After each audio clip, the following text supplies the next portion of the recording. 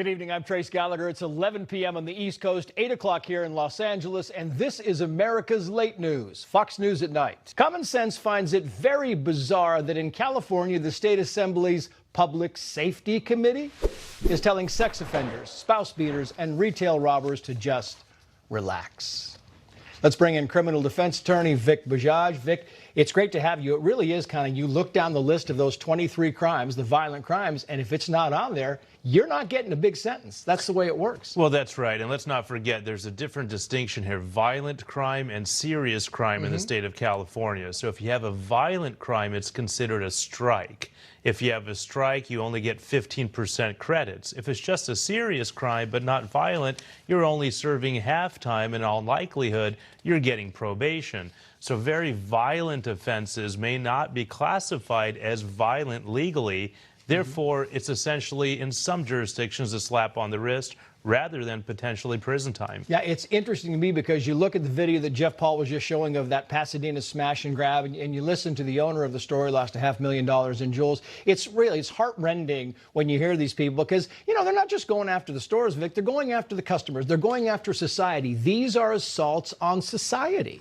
Well, that's correct. And these are really test cases in a very important way, Trace. I'm so glad you brought this up. If you have that same set of facts in different jurisdictions within California, you have different punishments. Why?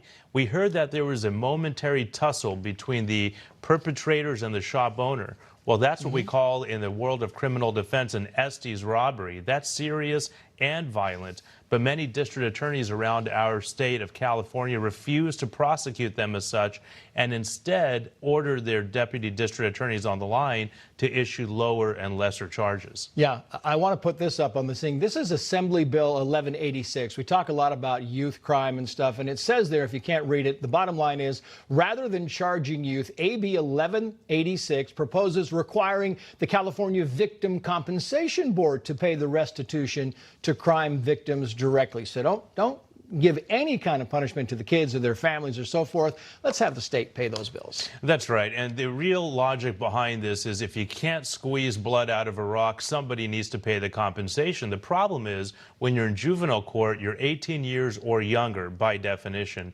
Most of these younger individuals don't have the resources, which means their parents, who may be absent or not providing the proper supervision, are on the hook.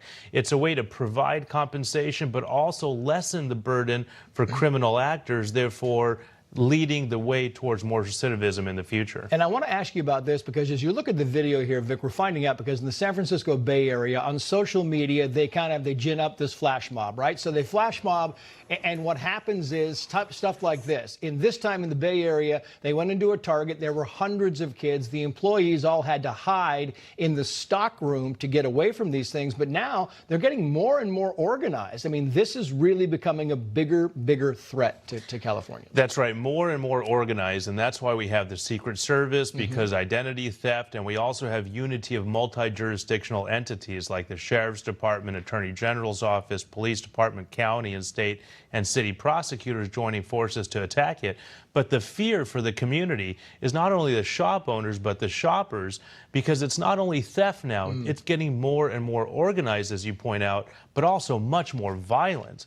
And so then where does it end? Do we have to have shootings and a stabbing like in that example you just portrayed before people finally get the lesson and the legislators make the punishments much more strict? Yeah, you talk about violence in the Bay Area. There was a clerk, somebody came in, he was looking for 2 beers, beat the clerk died, and you think, it is not sensical. Vic. Yeah, I agree with you. I couldn't agree with you more. Now, this was an individual who came into the store, stole a couple of bottles of water, then came back, and the storekeeper, who became a United States citizen only 8 months ago, wielded a bat and said, hey, you can't do that here. The perpetrator took the bat and killed this gentleman. So now this is another test case. What will that district attorney do? Premeditated murder or simply an assault with a deadly weapon? We shall see. We shall see. Vikas Bajaj, great to have you on as always. Thank you. Likewise. Thank you.